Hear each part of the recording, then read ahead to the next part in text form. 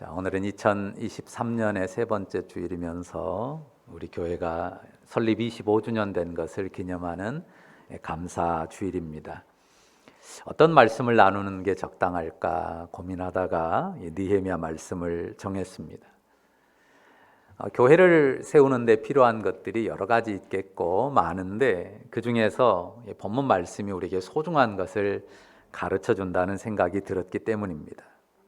자, 1절부터 12절을 읽었는데요.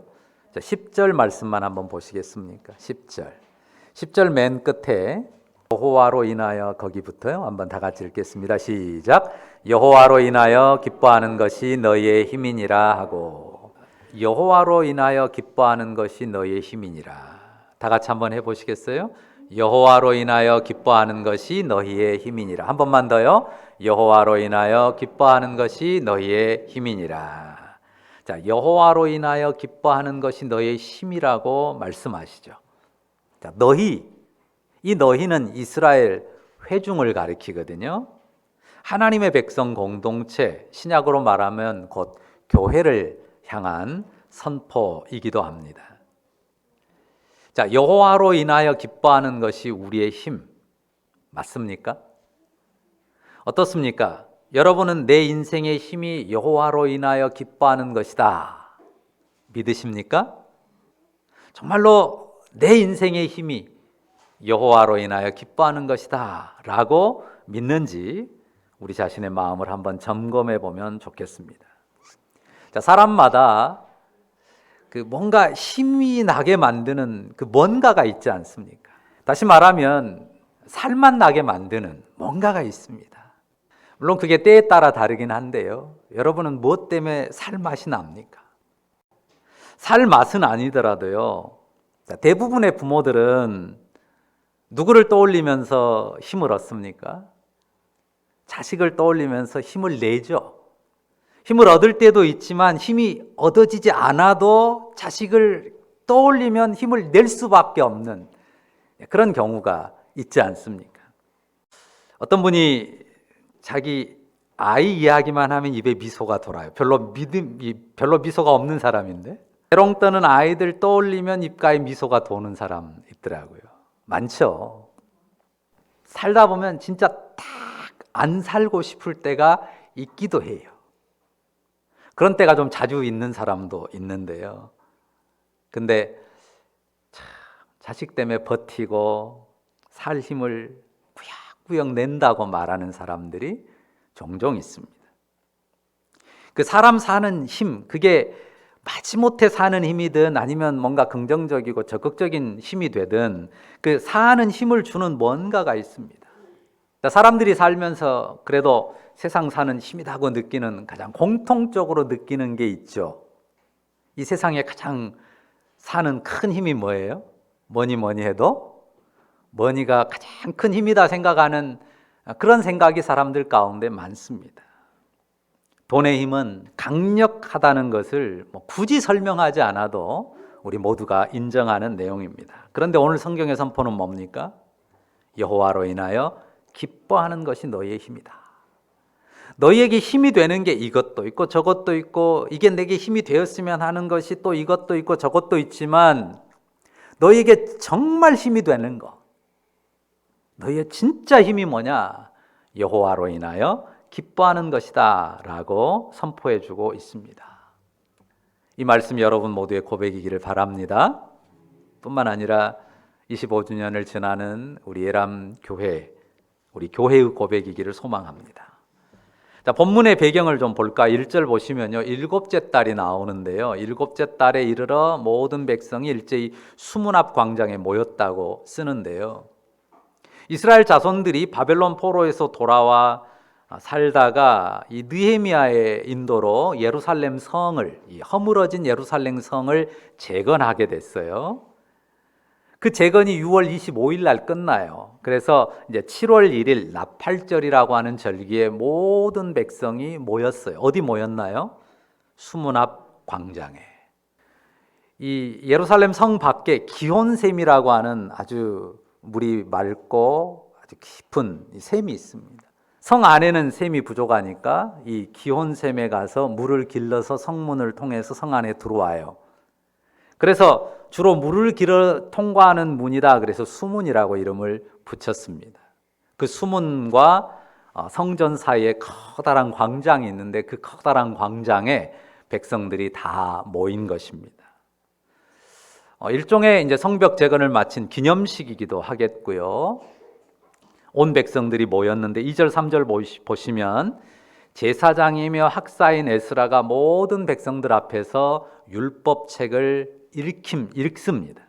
거기 보면 특별히 이 짠 강단에 이 에스라가 서서 율법책을 읽는데요. 이 좌우에 오른쪽에 6사람, 왼쪽에 7사람, 이 제사장들, 거기 이름이 나와 있는 제사장들이었을 것으로 추측이 되는데요. 그들도 섭니다.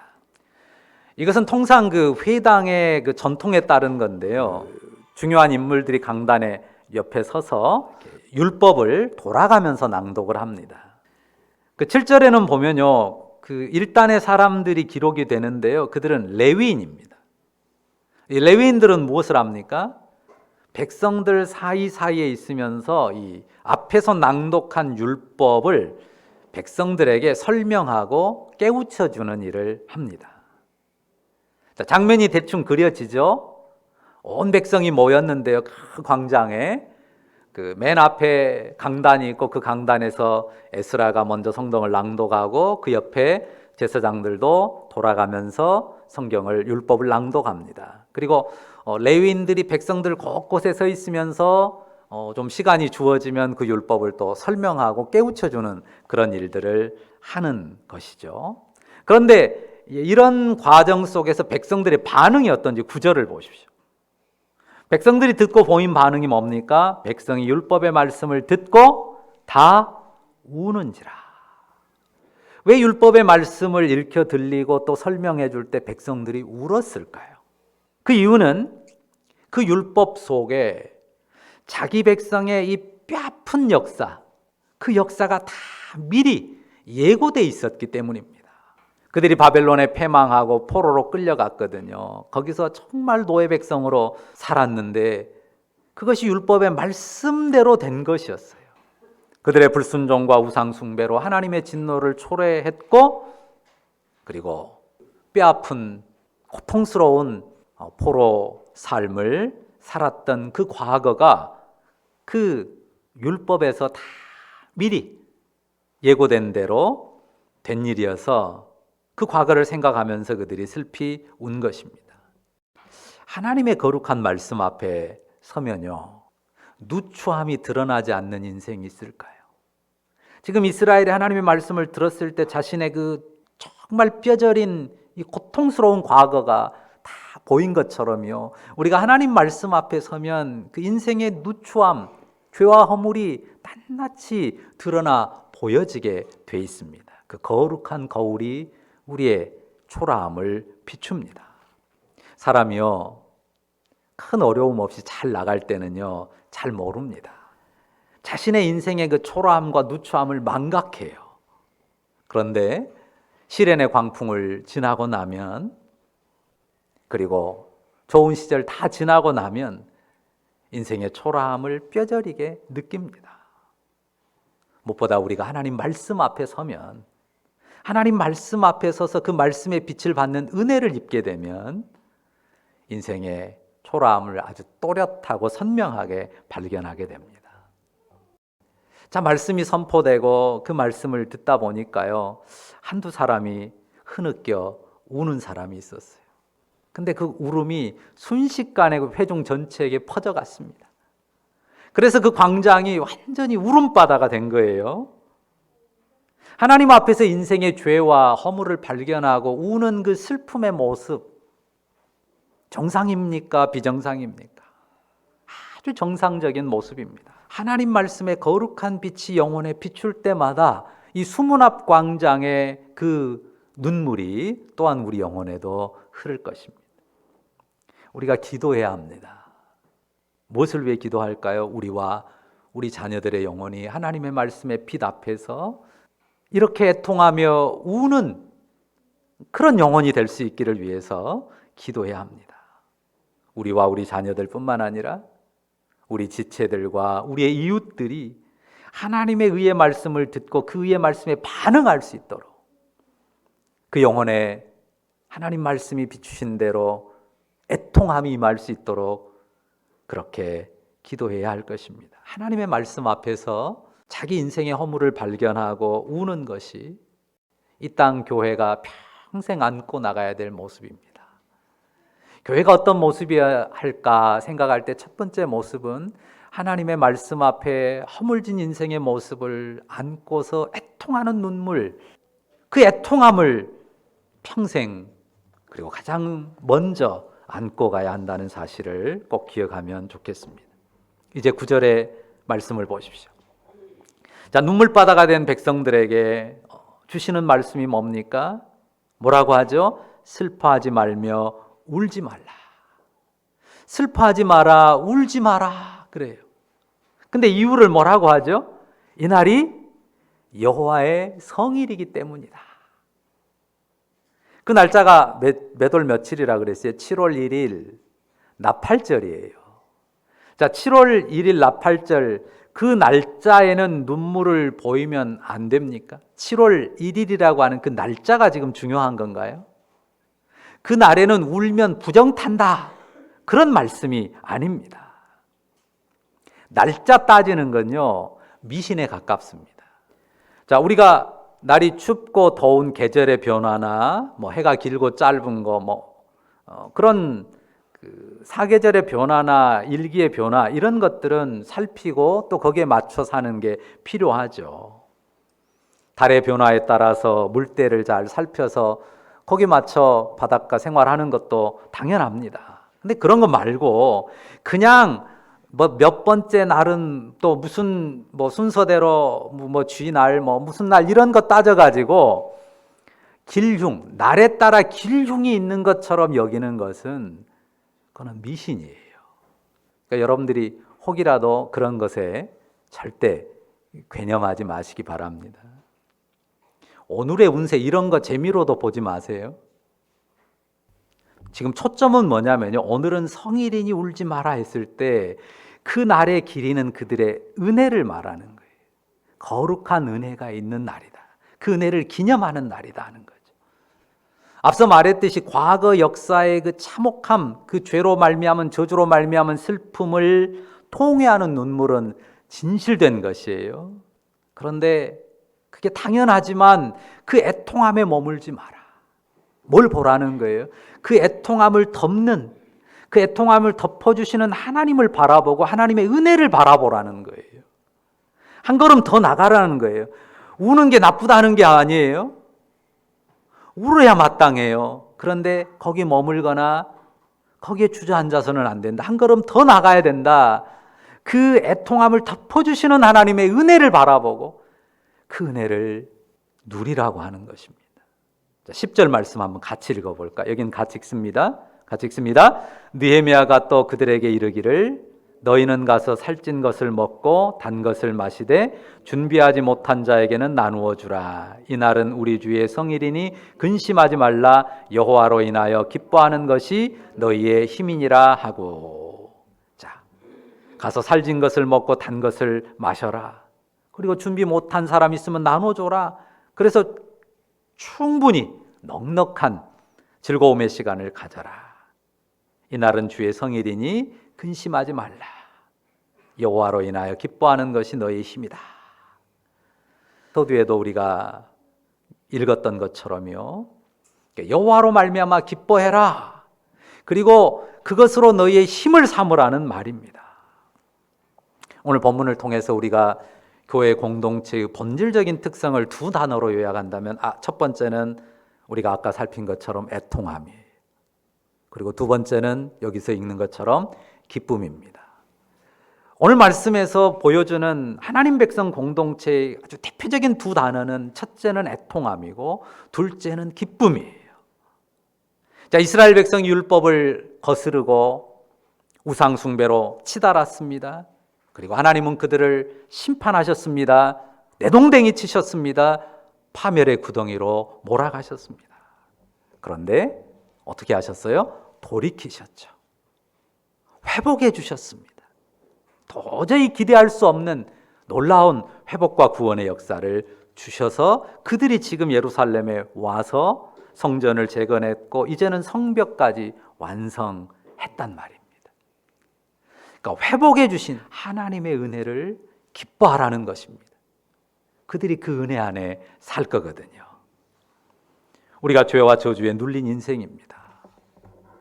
우리 인생의 연약함과 허물을 벗지 못합니다. 그래서 슬픔이 있습니다. 그러나 여호와로 인하여 기뻐하고 여호와 그분을 우리 하나님을 기뻐합니다. 왜입니까?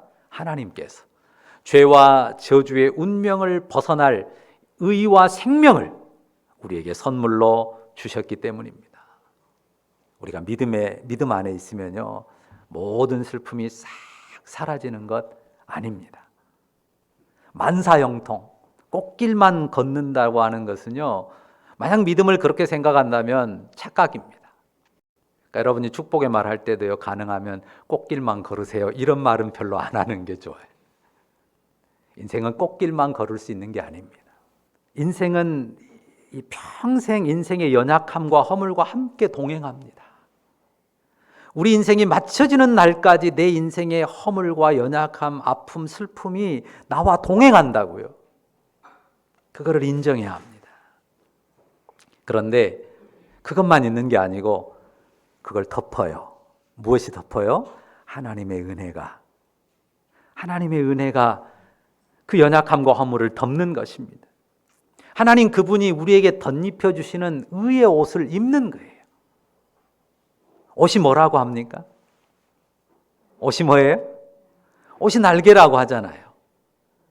정말 볼품없는 사람도요, 이 전문가가 쫙 입혀놓고 코디 해놓으면요, 아주 좀 폼이 나고 멋진 사람이 되지 않습니까? 우리 초라한 몸에 하나님께서 날개를 달아주셨어요. 하늘로 비상하는 날개, 하늘의 은혜를 향하여 나를 수 있는 그 날개 있는 옷을 우리에게 덧입혀 주셨습니다. 그래서 신약 성경에 뭐라고 말합니까? 예수 그리스도로 옷 입으라 그래요. 우리 몸 자체가 완전히 의로운 몸이 되는 게 아니에요. 죄의 허물과 연약함이 남아있는 몸이에요. 그게 불쑥불쑥 올라오는 몸이에요. 우리 옛사람이에요. 그런데 우리가 예수 그리스도로 옷을 입어요. 피팅실에서 그 예수 그리스도로 옷을 착 입고 나가면 우리가 하나님 앞에 의인으로 인정을 받는 겁니다. 십자가에서 우리 죄를 대속하신 주 예수 그리스도 그분의 의가 우리가 입는 공식 복장이에요. 우리가 어떤 공식적인 자리에 나갈 때 입는 공적인 복장 있잖아요. 우리가 하나님의 백성으로서 하나님 앞에 서는 우리가 기본적으로 제공받는 이 복장이 예수 그리스도라고 하는 의의 옷이, 우리는 항상 그 의의 옷을 입고 나갑니다. 우리 안에서 죄의 옛사람이 불쑥불쑥 올라오기도 한단 말이에요. 그런데 예수 그리스도 그 의의 옷이 우리를 덮어요. 우리 연약함과 허물을 덮어 우리가 죄를 이기고 어둠을 이기고 실망과 좌절을 이기고 희망과 기쁨으로 천국을 향해 나아가게 합니다. 세상에 가득한 죄와 저주는 사라지지 않습니다. 그런데 동시에 하나님께서 주신 은혜의 선물도 절대 사라지지 않아요. 오히려 죄와 저주는 우리 죽음의 날에 끝날 것이지만 하나님이 덧입혀 주시는, 덮어주신 그 은혜와 사랑은 영원한 나라에까지 이릅니다. 우리 인생과 우리의 삶을 덮어주시는 영원한 그늘이 됩니다. 믿으십니까? 그러니까요, 우리가 여호와로 인하여 기뻐하는 것이 너희의 힘이다 했을 때, 나는 안 슬퍼, 나는 하나도 안 아파, 이렇게 말하는 거 아닙니다. 그렇게만 말하려고 하면 그건 위선입니다. 정직하게 말해요. 나 아파, 나 외로워, 나 슬퍼. 아프고 외롭고 슬플 때는 아프고 외롭고 슬프다고 솔직하게 말하는 겁니다. 이게 부끄러운 게 아니에요. 정직한 겁니다. 만약에 사람들 앞에서 절대 난 초라하지 않아, 난 얼마나 대단한 사람인지 알아? 이렇게 나만 내세우는 게 그게 믿음이 아니에요. 그렇게만 말하려고 하면 그건 허세입니다. 솔직하고 정직하게 난 많이 초라해, 난 정말 보잘것없는 인생이야, 그렇게 말하는 게 진실함이고 성도에게 있어서 정직함입니다. 부끄럽지 않고 초라하지 않은 게 아니고 아프지 않은 게 아니고 슬프지 않은 게 아니에요. 외롭지 않은 게 아니에요. 그런 게 다 있어요. 그런데 거기에 함몰되지 않고 거기에 눌리지 않아요. 왜? 그것을 덮는, 그것을 덮어주시는 주님의 은혜가 있기 때문이에요. 그걸 덮어주시는 주님의 은혜가 내가 현실에서 겪는 그 아픔, 슬픔, 어려움, 고통보다 훨씬 크단 말이에요. 영원하단 말이에요. 그것으로 인생의 숱한 고난과 역경을 딛고 넘어서는 것입니다. 은혜로 덮는 것이고 은혜를 덧입는 것입니다. 그러니까 아닌 것처럼 위선을 떨거나 괜한 허세 부리지 않습니다.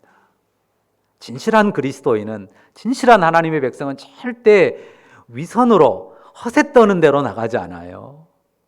이것이 성도의 기쁨이고 교회 공동체가 누리는 기쁨입니다. 사도 바울의 이 말씀 로마서 12장 15절. 주소는 기억 못할지 몰라도요, 이 말만 해도 여러분이 기억할 겁니다. 즐거워하는 자들과 함께 즐거워하고 우는 자들과 함께 울라. 자, 즐거워하는 자들과 함께 즐거워하고 우는 자들과 함께 울라 그러셨어요. 왜 믿음 없이 울고 그래? 이렇게 말하면 안 됩니다. 인생이 힘들고 고달퍼도 믿음으로 웃어야지, 기뻐해야지. 말은 맞는 말이죠. 그런데 그러라고 하지 않았어요. 우는 자들과 함께 울라 그래요. 율법의 잣대를 가지고 어떤 당위를 제시하는 게 아니라 그냥 그 아픔, 슬픔을 공감해주고 함께 울라고 말씀하세요. 안위해 주시는 하나님의 사랑으로 그 쓰린 고통에 함께 하는 것입니다. 우리 성도들의 교제에 있어서요, 매우 조심할 것이 하나 있습니다. 물론 일반적인 사람들과의 교제에서도 마찬가지인데요, 매우 조심할 것 뭘까요? 정답이에요. 정답을 제시하는 거. 참 조심할 겁니다. 물론 답을 모르는 사람에게 답을 가르쳐주는 것은 반드시 필요한 일이에요. 정답을 절대 말하지 말라는 게 아니에요. 그런데 우리가 아이들을 가르칠 때도 답은 빨리 말하는 게 좋아요? 천천히 말하는 게 좋아요? 문제 풀 때 답만 톡 가르쳐 줍니까? 안 그러잖아요. 스스로 풀도록, 그리고 어떻게든 풀어서 스스로 답에 이르도록 돕지 않습니까? 답을 빨리 말해주는 게 지혜가 아닙니다. 할 수만 있다면 스스로 답에 이르게 하는 게 가장 좋습니다. 답을 모르는 경우도 있죠. 하지만 답을 모르는 경우는 굉장히 드물어요. 어렴풋하게라도 답을 다 압니다. 특히 도덕적인 부분에 있어서는 그래요. 답을 모르지 않습니다. 뭐가 없을까요? 뭐가 없냐면요, 이 머리에 있는 것을 가슴까지 내릴 수 있는 힘이 없어요. 굉장히 먼 곳이 많잖아요. 근데 정말 멀고 먼 곳이요, 이 머리에서 가슴까지 30cm 정도밖에 안 되는 그 거리가 정말 멀어요. 안 그렇습니까? 머리에서는 이렇게 생각하고 알고 있는데 이게 내 심장에 들어와서 심장에서 혈관을 통해서 온몸에 흐르질 않아요. 머리에 있는 것을 가슴에 내릴 힘이 없다고요. 그 힘이 부족해요. 나는 그거를 굉장히 잘한, 그 거리가 가깝다, 그렇게 느끼는 사람이 누가 있습니까? 하나님 말씀이 답입니다. 하나님 말씀이 인생 문제 해답을 줘요. 그러니까 하나님 말씀을 들어야 되고 그 말씀이 영혼에 닿아야 합니다. 그런데 문제는 우리가 하나님이 아니에요. 우리는 하나님이 아니에요. 우리 말이 하나님 말씀도 아닙니다. 그러니까 우리 말로도 하나님 말씀을 전달해야 하지만 내 말이 하나님 말씀이라고 착각하면 안 되는 거죠. 저는 설교자니까요, 마땅히 하나님 권위로 말씀을 선포합니다. 그리고 해야 맞습니다. 그런데 저도 강단에 내려가면 여러분과 똑같이 연약한 인생의 자리에서 하나님 말씀을 영혼에 자꾸 다져 넣으면서 하나님을 바라봐야 되는 인생이에요. 어느 누구라도 마찬가지입니다. 자, 거듭 확인합니다. 인생 최고의 힘은 여호와로 인하여 기뻐하는 것입니다. 그 기쁨은 인생의 고난, 그 현실의 슬픔을 능히 덮을 수 있습니다. 왜 그렇습니까? 하나님이 주시는 용서, 하나님이 주시는 사랑이기 때문이죠. 그 하나님의 용서와 사랑을 기뻐하고 그 은혜가 영원에 이르는 은혜이기 때문에 우리가 현실에서 만나는 그 짧고 작은, 물론 결코 작게 느껴지지 않지만 그 숱한 인생의 고난을 능히 덮고 이기고 넘어갈 수 있게 하는 힘이 됩니다. 하나님의 구원의 은혜, 그 사랑, 그리고 또 하나 있어요. 하나님의 주권입니다. 하나님의 선하신 주권, 그 주권을 바라보기 때문입니다. 견디기 힘들단 말이에요. 뼈저린 고통의 현실입니다. 그런데 뭘 바라봅니까? 하나님의 주권, 그분의 엄위한 주권, 그분이 허락하지 않으면 어떤 것도 일어날 수 없는 그 하나님의 엄위한 주권을 바라보는 거죠. 그런데 그분이 선하시단 말이죠. 그 선하신 주권 아래 있음을 믿는 겁니다. 그 믿음으로 우리의 영혼의 기쁨을 다져 넣는 것입니다. 조금 전에 말했잖아요. 뭐가 없다고요? 힘이 없어요. 머리에 있는 것을 가슴에까지 내려서 그것을 심장에서 온몸으로 힘차게 뿜어보낼 수 있는 힘이 없습니다. 그 기쁨이 우리의 머리에서 심장으로 내려와서 심장에서 힘차게 핏줄을 타고 온몸에 흘러서 우리 몸의 행동으로 온갖 모습으로 나타나야 되는데 그럴 힘이 없습니다. 사실 우리의 믿음의 훈련, 믿음의 성장이 뭐냐? 그 힘을 기르는 거예요. 머리에 지식으로 닿은 것을 정말 내 심장에서 그 심장의 박동으로 온몸에 힘차게 퍼져나가게 해서 내 삶이 되게 하는 그 힘. 그 힘을 잘 기른 사람은 신앙이 성장한 거예요. 성숙한 사람. 그런데 교회를 아무리 오래 다녀도 성경을 많이 읽어도 그 영의 씨름, 그 기도와 영적인 씨름을 하지 않으면요, 성장이 없습니다. 우리가 함께 우는 자리에 섭니다. 그리고 함께 기뻐하는 자리로 나아갑니다. 서로 지지해 줍니다. 그리고 그 일을 서로 격려하고 서로 돕는 동역자들, 동지들입니다. 여러분과 제가, 여러분 모두가 다, 여러분 목장식과 우리 교회 전체 성도들이 동지예요. 공산당들만 쓰는 동지라는 단어, 정말 우리가 신앙 안에서 아주 아름답게 쓸 수 있는 단어입니다. 우리가 신앙의 동지들입니다. 함께 울며 함께 기뻐하며 하나님 은혜의 자리, 하나님 구원의 은혜를 바라보는 자리, 하나님의 선하신 주권을 바라보는 자리로 나아가는 우리, 그런 우리가 이 세상 가운데 위로와 소망을 줄 수 있는 교회 공동체의 아름다운 모습입니다. 제가 설교를 준비하면서요, 이 말씀에 시험을 제대로 받았습니다. 설교를 다 준비를 거의 다 해놓고 저장하다가요, 실수로 파일을 날려먹었어요. 집중해서 열심히 타이핑해가지고 다 완성해 가는 그걸 이제 저장을 한다고 했는데 어떻게 실수를 한 거예요. 이게 컴퓨터가 꺼지거나 하면 이게 그 백업 파일이 저장이 자동으로 되게 해놨는데 제가 저장을 하면서 명령을 내리면서 잘못한 거예요. 날아가 버린 거예요. 제가 그냥 말하는 것 같아도요, 완벽하게 타이핑을 한단 말이에요. 보통 6페이지 하는데. 저녁에 그걸 날려먹었으니 어떡해요. 순간 멘붕이 오는 거예요. 근데 이 말씀이 지금 여호와로 인하여 기뻐하는 것이 너의 힘이니라, 이 말씀을 지금 가지고 제가 씨름했잖아요. 그러니까 여호와로 인하여 기뻐해야지, 여호와로 인하여 기뻐해야지 해도 기쁨이 옵니까? 한참 동안 멍하게 있다가, 그래, 방금 말한 하나님의 선하신 주권, 맞아요. 하나님이 일도 선하게 합력해서 선을 이루실 줄 믿습니다. 고백하면서 그렇게 평정심을 되찾았습니다. 쉽지 않은 일이에요. 어떤 상황들, 어떤 어려움 부딪히면 여호와로 인한 그분을 바라보면서 그분의 주권을 인정하면서 평정심을 그리고 힘을 얻는다는 게 쉬운 일은 아닙니다.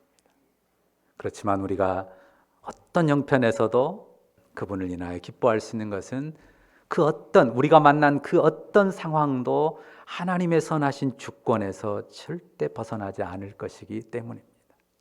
믿으십니까? 우리가 그 믿음을 연단받는 거예요.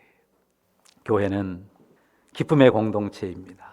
그런데 아픔을 피하고 슬픔과 고난을 피하는 기쁨이 아닙니다.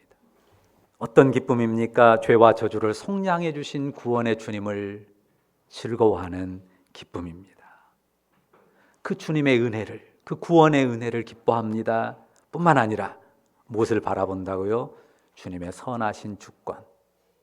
그 선하신 주권을 바라보며 즐거워합니다. 함께 아파할 수밖에 없고 함께 울 수밖에 없는 인생이. 그런데 그 눈물 가운데서 주님을 기뻐하는 기쁨으로 서로를 지지합니다. 그리고 그 사랑의 기쁨으로 살아가는 공동체가 주님의 교회고, 우리가 그 교회를 지금 이 땅 가운데서 아름답게 이루어가는 그 행진 속에 있는 줄로 믿습니다. 이 기쁨으로 우리의 목장과 우리의 전체 연합교회, 우리의 삶 전체를 아름답고 멋지게 세워가는 하나님의 백성 다 되시기를 주의 이름으로 축원합니다. 기도하십시다. 주님 감사합니다. 주님의 의에 빛 앞에 설 때 초라하고 누추한 모습, 죄의 허물 피할 길이 없는 인생입니다. 애통함으로 울며 탄식할 수밖에 없는 인생입니다. 하지만 주께서 덧입혀 주신 그 은혜의 옷, 주 예수 그리스도 십자가 공로로 덧입혀 주시는 의와 생명의 옷을 우리에게 덧입혀 주셔서 우리를 자녀로 용납하시고 하나님 백성으로 살게 하시오니 감사합니다. 은혜가 덮지 못할 인생의 슬픔이 없는 것을 깨닫기에 인생의 고난 앞에, 아픔과 슬픔 앞에 정직하게 겸손하게 서면서도 결코 거기에 눌리고 거기에 굴하지 않는 인생으로 영혼의 기쁨을 담고 하나님 주권 바라보며 그 선하신 주권 바라보며 나아갈 수 있는 믿음을 우리에게 주셔서 감사합니다. 아버지 하나님, 그 믿음 안에서 아버지 담대하게 그리고 기뻐하고 즐거워하면서 주님의 교회 아름답게 이루어가는 그 가운데 성숙한 믿음의 자태 나타내는 우리 모두가 되게 하여 주옵소서. 특별히 25주년을 지나는 우리 예람 교회가 주님 세상 가운데 위로와 소망의 공동체가 되기를 원합니다.